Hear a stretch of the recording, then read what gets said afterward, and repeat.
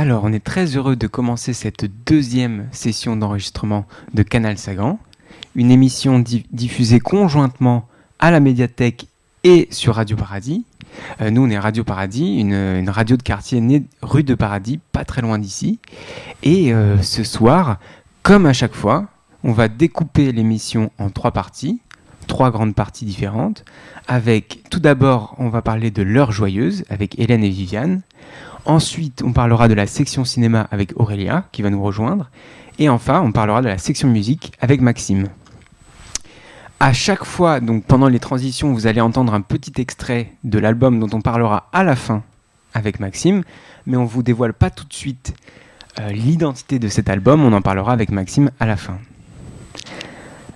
L'heure joyeuse, c'est le premier focus de ce soir. Ça va être un focus un petit peu plus long que les autres parties. L'heure joyeuse, c'est la première bibliothèque destinée aux enfants en France, qui a été créée juste après la Première Guerre mondiale. Tout d'abord, Hélène et Viviane, on est très heureux de vous recevoir ce soir. Est-ce que vous pouvez vous présenter, nous dire qui vous êtes, quel est votre rôle à la médiathèque ? Alors donc moi je suis Viviane et je suis là à la retraite depuis peu, mais je suis commissaire avec Hélène d'une exposition justement sur cette histoire de l'heure joyeuse qui s'appelle À quoi bon lire.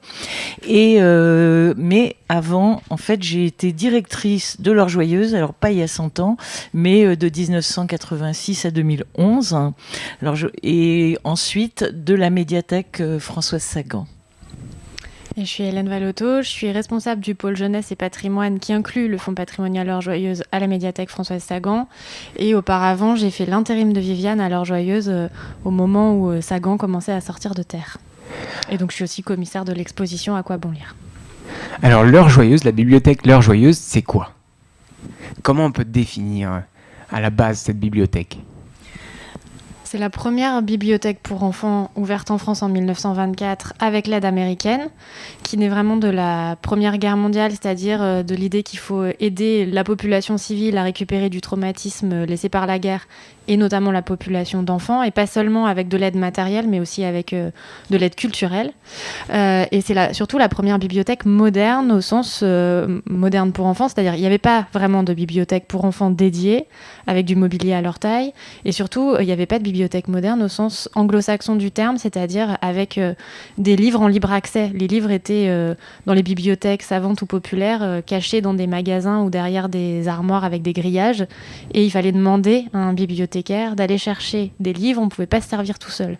La grosse modernité, un des innovations portées par l'heure joyeuse et par les Américains, c'est ce côté moderne au sens libre accès.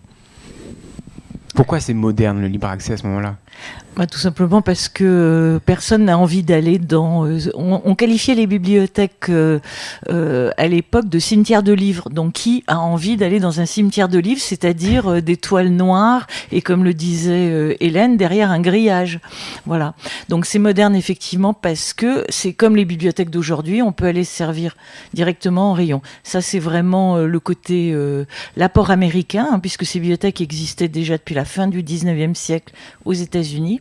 Et puis, il y a eu une énorme nouveauté grâce aux 3 premières bibliothécaires qui, à l'époque, elles avaient 19 ans, 20 ans, 25 ans. Elles étaient toutes jeunes.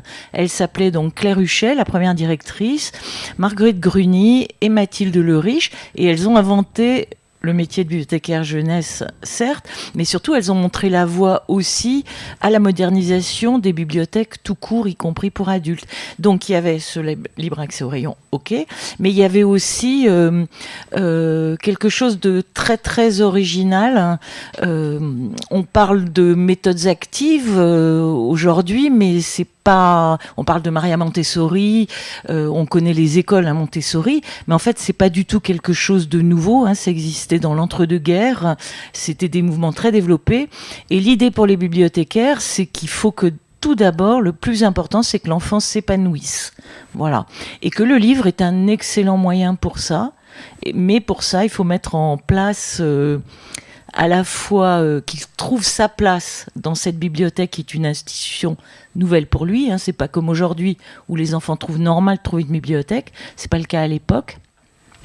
Et puis l'autre aspect, c'est des activités. Donc on peut développer un petit peu ces deux points. Hein, voilà. Alors peut-être juste avant de parler de ces 2 points, qui sont ces 3 femmes? C'est quoi leur parcours et comment à 19-20 ans on se lance là-dedans? Alors les chiens font pas des chats. Il se trouve que Marguerite Grunier est quand même la nièce d'Eugène Morel, qui est un des pères fondateurs de la lecture publique moderne française, qui va d'ailleurs prononcer ce fameux discours d'inauguration de l'Heure Joyeuse et qui dit à quoi bon savoir lire si tu n'as rien à lire, et dont on s'est inspiré pour le titre de l'exposition. Donc lui, il avait apporté la classification décimale, qui est aussi la manière dont on range les livres aujourd'hui, les documentaires par grand domaine du savoir. Il avait expérimenté ça avant l'ouverture de l'Heure Joyeuse à la bibliothèque de Levallois-Perret, où Marguerite Grunier avait travaillé aussi à ses côtés. Donc il y a quand même, elle baigne un peu dans cet univers-là. Claire Huchet, elle, c'est un parcours un peu différent. Elle connaissait la présidente du Book Committee pour qui elle avait travaillé aux États-Unis. Elle avait été sa secrétaire et en fait, elle se destinait pas du tout aux bibliothèques, mais le projet est enthousiasmant. Hein. Au lendemain de la Première Guerre mondiale, il y a quand même une espèce d'urgence, hein, quand même. Pourquoi ? À ce que les enfants et tout le monde récupèrent du traumatisme quand même. Et pour ça, inventer quelque chose de nouveau, c'est assez exaltant. Et donc Claire Huchet, elle va se former en fait, et elle va aller se former en Angleterre, à l'école de Croydon, hein, au métier de bibliothécaire. Voilà. Et Mathilde Le Riche, la dernière, elle se destinait à l'enseignement. Mais ça lui a semblé tellement enthousiasmant aussi que du coup, elle a été formée, je dirais, par les 2 autres. Voilà, elle est aussi allée faire un stage en bibliothèque à l'Heure Joyeuse de Bruxelles, qui en fait, on n'en a pas parlé, mais l'Heure Joyeuse de Bruxelles, c'est en fait tout simplement la grande sœur de celle de Paris, puisque le Book Committee on Children's Libraries, on a oublié de dire son nom, ce comité américain qui a financé cette première bibliothèque, avait proposé en même temps à Bruxelles et à Paris d'ouvrir une bibliothèque modèle, et Bruxelles a ouvert juste avant. Voilà. Parce qu'il y avait cette idée-là. Ils ont proposé en même temps, oui. Et c'est Bruxelles qui a ouvert en 1920. En premier, quoi. Ouais, C'était les plus rapides. Les Belges étaient plus rapides. Les Français ont mis plus de temps à comprendre l'intérêt de la chose. Et l'idée, c'était de proposer aux capitales, et qu'après, à charge de chaque nation aussi de dupliquer ce modèle-là et de le faire vivre. En fait, le contrat était assez clair. Les Américains fournissaient le mobilier à taille d'enfant, ce qu'on n'avait pas trop eu l'idée de faire, nous, en France, subvenaient aux frais de fonctionnement pendant 1 an, offraient 2000 livres pour ouvrir, et prenaient en charge la formation des premières bibliothécaires. Encore une fois, c'était un métier inventé. Donc la première école de formation de bibliothécaire, elle était américaine, avec des cours d'été, et elle n'a pas duré très très longtemps, mais après d'autres cours ont pris le relais, notamment assurés par Marguerite Grunier. Et au bout d'1 an, la ville de Paris se chargeait de fournir un local, et au bout d'1 an, devait reprendre à sa charge le fonctionnement et le traitement des bibliothécaires. D'accord, c'était ça le deal. Voilà, et au bout d'1 an, ça fait que l'Heure Joyeuse peut devenir une bibliothèque municipale, ce qui fait que ça lui assure une pérennité d'existence. Elle rentre, comme toutes les autres bibliothèques pour adultes, dans l'escarcelle de la ville de Paris, et ça fait que elle existe encore aujourd'hui. Et l'idée, comme a dit Hélène, c'était que le modèle soit dupliqué ailleurs.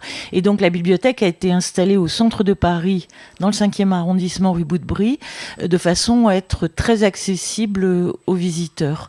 Et effectivement, il y a de nombreux maires qui sont venus, enfin MAIRES, enfin des responsables de mairie, de nombreux professionnels qui venaient voir à quoi ça pouvait bien ressembler, et qui après sont retournés dans un certain nombre de villes et ont essayé ont réussi à créer des sections jeunesse, dont certaines d'ailleurs se sont appelées Heure Joyeuse, comme à Orléans par exemple, un peu comme un label, hein, de qualité. Voilà. Il n'y avait pas de lien administratif, mais c'était un peu synonyme aussi de bibliothèque pour la jeunesse. Ça s'appelait Heure Joyeuse, sous réserve d'une certaine exigence de qualité, parce que quand même, ils demandaient l'autorisation dans les courriers. C'est assez amusant. Là, on travaille sur la création de la section enfantine de la bibliothèque de Limoges en 1947, et on voit qu'il y a... la bibliothécaire de l'époque, Suzanne Thiebaud, demande l'autorisation à Marguerite Grunier. Est-ce que vous seriez d'accord pour qu'on appelle ça l'Heure Joyeuse Limousine ? Voilà, ça met un peu de temps.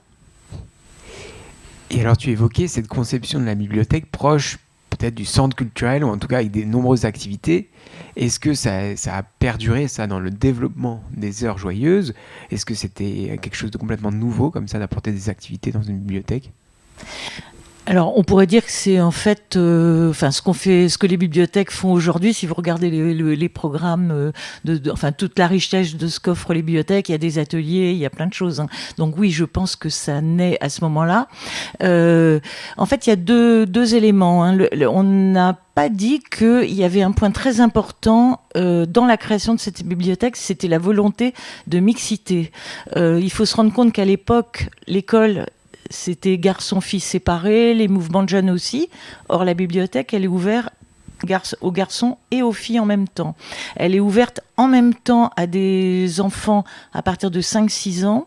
Ça, c'est différent de maintenant. Hein. Il fallait savoir lire et écrire pour s'inscrire en bibliothèque, ce qui est évidemment plus le cas aujourd'hui, où on peut même être bébé, jusqu'à 17 ans. Et il n'y a aucune autre institution qui ne sépare pas les âges, en tout cas à l'époque, et même, on pourrait dire aujourd'hui. Voilà. Et la troisième chose, c'était volonté aussi de mixité sociale dans un quartier qui, à l'époque, était extrêmement varié. Hein, voilà. Donc ça, c'est important. Sauf que quand une institution est nouvelle, c'est pas si évident que ça pour le public de se l'approprier. Donc le premier moyen qu'elles ont trouvé... C'est-à-dire que les gens n'osent pas y aller? Bah oui, tout simplement. C'est vrai que le 5e arrondissement n'était pas le 5e qu'on connaît aujourd'hui. Il faut bien... Voilà, ça c'est sûr, mais c'est pas le problème. C'est en général une institution nouvelle, une bibliothèque. Franchir le pas, c'est pas forcément évident si on ne voit pas trop à quoi ça sert. Et donc pour ça, elles ont souhaité que les jeunes s'approprient le lieu, tout simplement en participant au fonctionnement de cette bibliothèque. Hein. Voilà. Il y avait le pas à franchir pour y aller, pour avoir l'autorisation des parents aussi de les laisser tout seuls y aller. Donc on voit notamment qu'il y a moins de petites filles à certains moments parce qu'il faut d'abord, elles peuvent y aller, mais il faut d'abord qu'elles aident à la maison, etc. Et elles peuvent ressortir qu'après toutes ces tâches ménagères effectuées. Et puis il y a aussi le fait qu'une fois dedans, faut savoir comment se comporter, c'est-à-dire c'est pas évident de savoir si on peut courir partout, si on peut parler fort ou pas. Donc il y a cette petite anecdote que relate Mathilde Le Riche qui raconte en 1925 un petit garçon qui rentre dans la bibliothèque et il voit que tout le monde est très concentré sur sa lecture, qu'il y a des lumières partout, des fleurs sur les tables parce que ça aussi c'était très important, des gravures au mur, donc une atmosphère finalement assez lumineuse, recueillie, et donc il est un peu interloqué, il sait pas comment rentrer, dire bonjour et s'installer. Et donc il fait un signe de croix parce que pour lui cette atmosphère-là, sereine, avec des belles choses à voir, etc., c'est comme à l'église. Donc aujourd'hui ça viendrait à l'esprit de personne de faire ça. Mais quand on sait pas comment se comporter et qu'on arrive dans un univers inconnu, on reprend les codes qu'on a. Et en l'occurrence, la société civile était quand même encore bien marquée par le catholicisme. Et donc elles vont faire même de l'autogestion avant l'heure, puisqu'il y a quand même des problèmes de discipline, en particulier du côté des adolescents. Et donc elles vont réunir très rapidement une assemblée générale tous les mois des lecteurs les plus âgés, et ils vont élire chaque mois un chef et une chef, et c'est eux qui seront chargés de l'autorité. Ils vont se charger de la discipline auprès de leurs petits camarades et aussi de porter des projets intéressants, et c'est là où on arrive aux activités, des projets où ils participent activement, comme par exemple écrire un journal. Il y a le journal de la bibliothèque, voilà, qui s'appelle l'Heure joyeuse, et puis ensuite le rat joyeux, comme les rats de bibliothèque, voilà. Mais il y a aussi des tas d'autres activités. Alors, il y a des pièces de théâtre, des cercles de poésie, et puis il y a le diplôme d'aide bibliothécaire pour inciter les jeunes à être actifs dans la vie de la bibliothèque, à participer au rangement, et il fallait durement mériter son petit badge d'aide bibliothécaire. D'accord. Donc moi, parce que dans la modernité aussi, je croyais qu'il y avait l'autonomie de l'enfant poussée au maximum, mais il y a quand même besoin d'un... Ah, c'est toujours le cas, c'est mais vraiment le cas. Dans un cadre... L'assemblée de lecteurs, c'est quand même donner quelque part... c'est pas déléguer complètement la gestion de la bibliothèque, faut pas exagérer non plus, mais c'est les laisser en position de choix. C'est une sacrée autonomie. De choisir comment on va organiser la fête de Noël, comment on va organiser la fête de fin d'année, donc quelle programmation culturelle on fait finalement. C'est un peu donner la possibilité de faire ces choix-là. Quels sujets sont abordés dans le journal, quelles expositions on monte, comment on les fait connaître au reste des lecteurs. Voilà, ce genre d'initiative vraiment dans le champ culturel. Après, il y a aussi un côté assez pragmatique. Elles sont 3. La bibliothèque est ouverte non-stop de 9h30 à 19h, du lundi au samedi, sans coupure méridienne parce que l'école est obligatoire jusqu'à 12 ans en 24 et donc il y a beaucoup d'enfants qui à 13-14 ans viennent sur leur pause déjeuner entre 2 services de garçons de café ou autre. Et donc c'est ouvert. En plus, il n'y a pas d'informatique, donc elles lisent tout, elles s'occupent de couvrir, de préparer les livres, de les ficher, de les cataloguer, de former des kilos de stagiaires puisque c'est un métier qu'elles inventent et donc il faut aussi porter la bonne parole, donner des conférences, préparer les heures du conte, c'est-à-dire apprendre les histoires pour les dire sans le support du livre. Donc ça, c'est quand même énormément de boulot. Elles ont intérêt à ce que les enfants soient en capacité de faire vivre un petit peu la salle de lecture dans le calme, sans être toutes les 5 minutes à dire « Madame, il est où tel livre et comment je fais pour trouver ça ?» Donc il y avait quand même une demi-journée de formation à l'inscription pour apprendre à utiliser les fichiers, donc les catalogues, pour trouver les entrées auteurs, titres, sujets et apprendre aux enfants comment se repérer dans les 2000 livres. Puis après, il y en avait un peu plus, mais les 2000 livres de la dotation initiale déjà. Donc c'est un travail faramineux, quoi. Absolument, oui. Mais et en plus, elles se préoccupaient de faire connaître la bibliothèque à l'extérieur. Donc, elles ont fait des conférences, des articles, voilà. Mais bon, alors en même temps, il y avait moins de livres évidemment qu'il y en a aujourd'hui à lire, ça c'est sûr. Mais enfin bon, la fréquentation était quand même assez importante. L'hiver, il y avait une centaine de lecteurs par jour dans cette salle. Hein. Voilà. Aujourd'hui, on célèbre les 100 ans à la médiathèque de ce mouvement. Comment a évolué le fonds patrimonial ? À quoi ressemble-t-il aujourd'hui ? C'est combien de documents ? Alors, il faut peut-être donner juste une petite explication sur pourquoi le fonds patrimonial est à Sagan quand même, parce qu'on a parlé du 5e arrondissement, donc il y a 3 dates. 1924, l'Heure Joyeuse ouvre rue Boutebrie, dans le 5e. En 1974, comme les locaux sont devenus trop petits et inadaptés, elle va déménager dans une construction neuve, à quelques mètres de là, en face de l'église Saint-Séverin, toujours dans le 5e, rue des Prêtres Saint-Séverin. Voilà.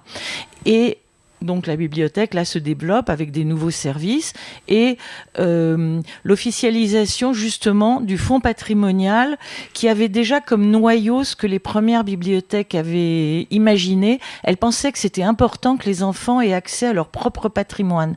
Donc ils pouvaient lire sur place des livres précieux, les livres rouge et or de la collection Hetzel, les beaux Jules Verne, etc. Donc on le prêtait pas à la maison parce que c'était trop fragile et ça aurait posé vraiment des problèmes. Mais les lecteurs pouvaient les lire à la bibliothèque. Donc c'était un peu dans une réserve, des livres précieux, rares, très beaux. C'est encore le cas aujourd'hui. On peut pas les apporter c'est le cas aujourd'hui toujours, puisque l'idée c'est que des livres rares précieux, c'est ce qu'on appelle la conservation, on les conserve. Donc, si on les prête à l'extérieur, ils pourraient être perdus. Donc, non, on les garde. Ça, c'est ce qu'on appelle le fonds patrimonial. Donc, en 1974, il est reconnu officiellement. Voilà. Et officiellement, ça veut dire qu'il y a un budget qui lui est dédié aussi pour acheter des livres anciens, pas que de la production courante, et racheter des livres qu'il y avait peut-être en 24 ou même du 19e, du 16e, etc. Et on dédie un poste de bibliothécaire, il y a une création de poste pour s'occuper de ce fonds. Et il se trouve qu'en 2003, à Paris, on parle toujours d'ailleurs d'une crue de la Seine. L'eau monte beaucoup, et donc on déménage en urgence ce fonds qui était gardé dans des sous-sols, dans un entrepôt dans la banlieue parisienne.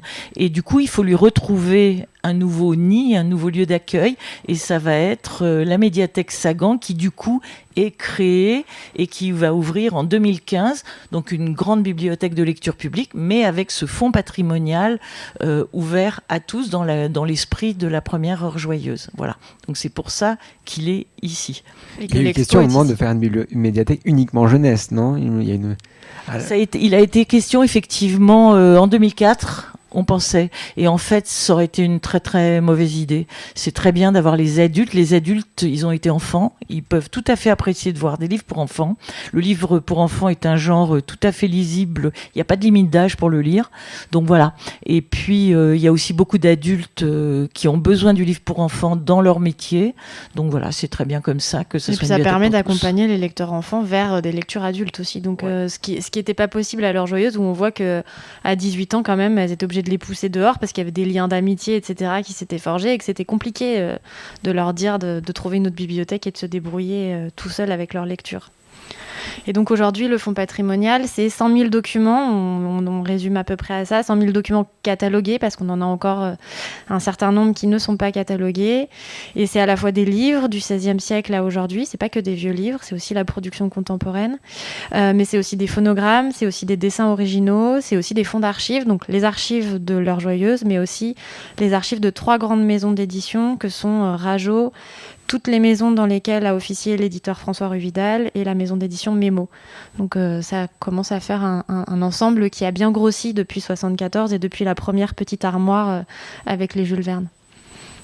Un ensemble qui est toujours conservé à moitié ici à la médiathèque François Sagan et à moitié en banlieue, non, il me semble. Alors, il y a des réserves qui ont été creusées à Sagan pour accueillir le fonds patrimonial, mais comme tout fonds patrimonial, on a des problèmes d'accroissement, c'est-à-dire que ça grandit.